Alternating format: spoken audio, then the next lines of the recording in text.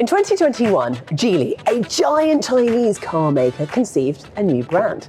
It has gone on to deliver over 400,000 cars.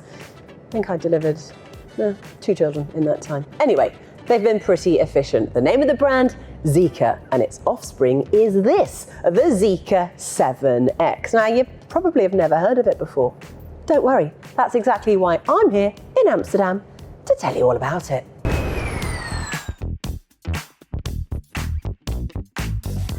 Should we start with a bit of an intro to Zeekr? Yeah, let's do that. So right back in 2021, Chinese mega car maker Geely, which also happens to own Smart, Volvo, Polestar, Lotus, the electric black cabs that you see all over London. Oh, and a 17% stake in Aston Martin, sure, decided to put a stop to Tesla selling so many of its cars in China by coming up with a direct rival. Zeekr was born, and along came a couple of cars. Then last year, just 3 years after it launched, Zeekr unveiled plans for an 8-model Blitz and plans to win over European buyers in big numbers by bringing 3 of those models over. Now, slightly confusingly, that's now put it in direct competition with Geely's other electric brands like Volvo and Smart and Polestar. Oh, we love sibling rivalries. The Williams sisters, Oasis, Kardashians. That time I gave my brother with a nut allergy a nut because I lost at Monopoly. Sorry, bro. Anyway, intro over. This is the 7X that Zeekr has sent to woo us. It's a posh, all-electric SUV already on sale in the Netherlands, Sweden and Norway, but it's heading over to the English Channel to UK buyers soon-ish. I mean, likely 2026, but let's see what it's got to win us over. The 7X is up against some tough competition. The Model Y, of course, along with its sibling, the Smart #5, the Skoda Enyaq, which has just had a facelift, and cars like the Kia EV6 and the Ioniq 5, both also recently updated. Ooh, that's got me thinking. That is a brilliant group test when we get our hands on the 7X in the UK. Oh, by the way, in case you didn't know, Electrifying.com has a brilliant search tool. You can filter by pretty much whatever you like. Plug in your budget, car size, number of seats, all sorts. It's a very quick and easy way to see the competition. Check it out. Go to Electrifying.com. What they've done is they've designed it here in Europe at Zeekr's Global Design Centre in Sweden. And I think you can see that, right? It's got a European look and feel to it. It's sleek, it's quite sculpted. You have this sort of snazziness, matrix LED headlights, and this front LED band, as it is officially called, basically a nice little light bar at the front. But overall, the front is looking good. It's promising. I think it's a bit of a head turner, but let's take a look at the back and see if that continues. Oh, but while I'm here, there are kind of 3 obvious design lines, aren't there? You've got the one at the top, which is quite a nice, again, sleek line. This one along the middle, and then this one along the back that brings us right up to the rear. And this is when, well, do things get interesting or do things just stay quite minimalistic? It's a pretty simple rear, but I still do think it looks good. It carries on that design from the front. You've got a light bar, which obviously we're really getting quite used to seeing on cars now, but it's nice. There's a nice hidden camera here. Now I think, please let me know in the comments below, because Manos disagrees with me, but I personally think this looks a bit like the rear of a Kia EV6. Now I appreciate it's not quite the same roofline that sweeps up here, but overall, from this kind of angle, it's giving me some Kia EV6 vibes, which I also like. Underneath, it sits on the same platform as the new Smart #5 SUV and comes with either a 75 kilowatt hour or 100 kilowatt hour battery and a choice of 3 models. So you've got the entry-level core rear-wheel drive, which gets the 75 kilowatt hour battery and a single motor and a claim range of 298 miles. Okay, nothing to get too excited about. Next up is a long-range rear-wheel drive, which also comes with a single motor, but gets the bigger battery and the most range out of the 3, with a claimed range of 382 miles. Now we're talking. Top of the range is the Privilege all-wheel drive, which is a dual motor and again gets the 100 kilowatt hour battery. But thanks to more performance, 0 to 62 takes just 3.8 seconds, which does see a reduction in range to 333 miles. Think of this version as the rival to the Model Y Performance, which does the sprint in just 3.5 seconds. Now, one thing that might have caught your eye is this black roof. It looks good, doesn't it?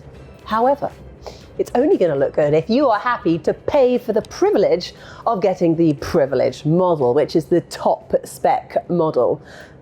Interesting choice of name, but if you are happy to pay for the privilege, then this is what you get. If you have the core or the long range, then you're going to be looking at this paint all over. Now, let's take a look at the boot, because this is where things start to get a little bit compromised. A car that is currently pitched as a family SUV only has a boot with 539 litres of space. Is that going to be enough for you? I'm not sure. I mean, you do get a tiny bit of extra storage here for charging cables or a small bag. But if we think about the competition, Skoda Enyaq, we're looking at more like 585 litres. Tesla Model Y, we're looking at 854 litres. But technically, Tesla are cheating because it's the American way of measuring. So they include the space between the parcel shelf and the roof.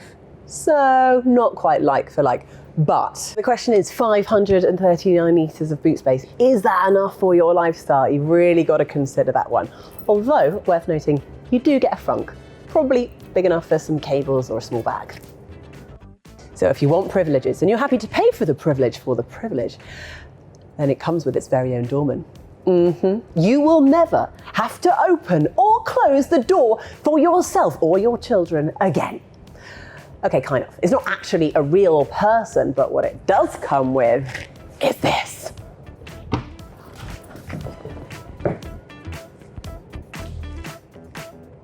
And not only does it open by itself, look how far it opens, 90 degrees. I mean, the accessibility. Oh, there is space. Loading children with all of the things. This is just joyous. I'm really excited about this feature. Probably can't tell. But I'm so used to trying to get in and out of the car, holding children, stuff, bags, that, and then,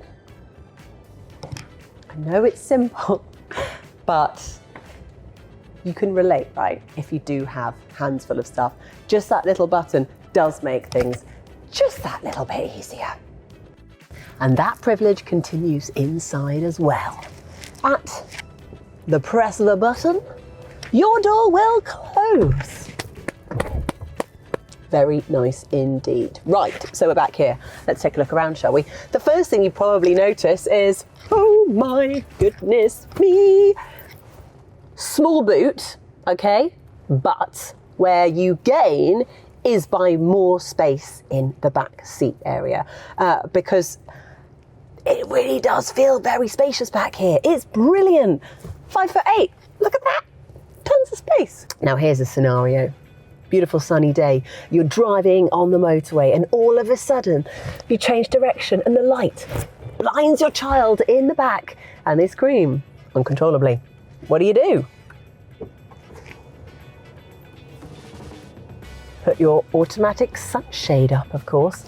But again, only if you've paid for the privilege. What else can you do back here? Well, you got a ton of storage space, which is nice. You've got some charging ports back here, cup holders, nice little handy armrests. What else can I point out? Oh, these electrically adjusted reclining seats. But you got to pay for the privilege. Now this is really clever. Hidden under the seats is, if I can open it, 3, 2, 1, yes, is a bit of extra storage space. Big enough for magazines, colouring pencils, colouring pads, books, iPads. A great little hidey hole. I love it. So you don't have to sort of squish things into that flap at the back of the seat. Now, another thing to point out, if you're sitting on the rear, on the passenger side, but there is no front passenger, and the seat's in an awkward position, blocking your legroom, what are you going to do about it? Cue the button that you have access to, and the seat will move forward. It's genius. I absolutely love it. But of course, you're going to have to pay for the privilege. Now, apparently, they have designed the rear to accommodate people over 6 foot tall. Oh, if only I was 6 foot. It's actually okay. This video is brought to you with Anderson EV, the UK's most awarded home charge point brand of 2024, offering over 200 colour and finish options, a market-leading 7-year warranty, and a unique hidden tethered cable. Right, let's take a look in the interior, shall we? I wouldn't say there's anything groundbreaking going on when it comes to the look and feel of it. That simplistic feel that we get outside is kind of mirrored inside. It's not too over the top. It's quite simple at the front. You've obviously got this massive 16-inch screen. I've played around with it a bit. It's pretty quick, actually, I must say. That's one thing that Zeekr are priding themselves on, is that their kind of technology is right up to speed. And obviously with over-the-air updates, it will only get better. It comes with all the usual, Android Auto, Apple CarPlay, and you've got all the buttons actually on the display for things like temperature control and heated seats. Now, if you do have a little look at the details, does it remind you of anything? The graphics are very similar to the Tesla. So I wonder where that influence came from, eh? Now, one thing that they have said this is going to come with is a 36.2 inch, yes, you heard correctly, VR head-up display. I mean, that's basically 90 centimetres. So we're talking like the majority of your screen is going to have, obviously, low down VR display with information about what you see ahead. I can't test that at the moment because we're not driving anywhere, but that's something to keep an eye out for, because we've obviously never seen anything like that in any car. So if it works, it could be great, or it could just be very annoying. One thing I will say, actually, is this display screen. I really like the location, because sometimes the display screen interrupts your view out of your front window, and it really annoys me, whereas this is low enough down that it's kind of in your eye line but not getting in the way of what you can see out on the road. What else can we look at? Cup holders, woohoo! 2 spots for wireless charging. You can look after your passenger now as well. And then we've got a pretty decent amount of storage space. Oh, that's clever. So it will open towards you or your passenger. Nice, smart. Steering wheel, yeah, it's okay. Again, nothing groundbreaking, nothing offensive. It's just quite black and simple. But this is all quite a nice display. You've got a driver display right in front of you with all the key information. Look, overall, you're not going to complain sitting in this car. It is a nice place to be, but perhaps some of the detailing is lost because it is pretty much all black. So perhaps personally, I'd go for a different colour scheme. Right, let's talk charging, shall we? Because you get super fast to 800 volt electrical architecture, which means that all 3 models can charge very quickly. It is capable of up to 480 kilowatt DC charging, which, well, isn't any use right now, but we don't worry about that, because the point is it makes it future-proof for public charging. Now, if you're using a 360 kilowatt charger, the core model can charge from 10 to 80% in just 13 minutes, while the long range and privilege models takes 16 minutes. They're impressive figures. It has a 22 kilowatt onboard AC charger, which allows home charging from 10 to 100% in 4.5 hours for the core and 5.5 hours for the long range and the privilege. Not bad.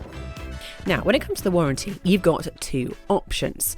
You can have a 5-year warranty with 62,000 miles as standard coverage, or it can be extended to 10 years with 124,000 miles with scheduled servicing.